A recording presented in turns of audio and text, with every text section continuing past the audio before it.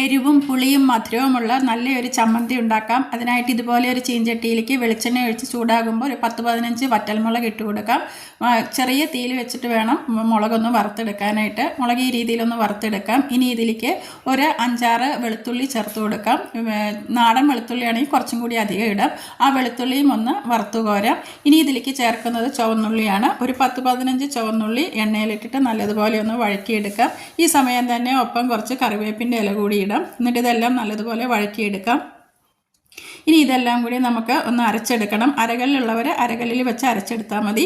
ഞാനിപ്പോൾ മിക്സിയുടെ ചെറിയ ജാറിലിട്ടിട്ടാണ് ചെയ്യുന്നത്. ഈ രീതിയിൽ ഇതെല്ലാം വറുത്തെടുത്തിട്ടുണ്ട്. മിക്സിയുടെ ചെറിയ ജാർ എടുത്തിട്ട് ആദ്യം അതിലേക്ക് മുളക് ഇട്ട് കൊടുക്കാം. ഈ രീതിയിലൊന്ന് അരച്ചെടുക്കാം. ഇനി ബാക്കി ഉള്ളി എല്ലാം കൂടി ഇട്ടിട്ട് ഒന്ന് അരച്ചെടുക്കാം. വല്ലാതെ അങ്ങോട്ട് അരഞ്ഞു പോവരുത്. ഒത്തിരി അരഞ്ഞു പോയാൽ ടേസ്റ്റ് ഉണ്ടാവുകയില്ല. ഈ രീതിയിൽ ഇത് അരച്ചെടുക്കാം.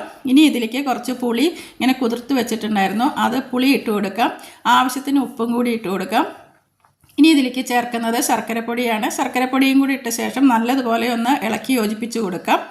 ഇനി ഇതിലേക്ക് നമ്മൾ ആ വറുത്ത് ബാക്കി ഉണ്ടായിരുന്ന വെളിച്ചെണ്ണ ഇതിലേക്ക് ഒഴിച്ചു കൊടുക്കാം. കൂടുതൽ എണ്ണ വേണമെന്നുള്ളവർക്ക് കുറച്ചുകൂടി എണ്ണ ഒഴിച്ചു കൊടുക്കാം. വെളിച്ചെണ്ണയും കൂടി ഒഴിച്ചു കൊടുത്ത ശേഷം വീണ്ടും നല്ലതുപോലെ ഒന്ന് ഇളക്കി യോജിപ്പിച്ച് കൊടുക്കാം.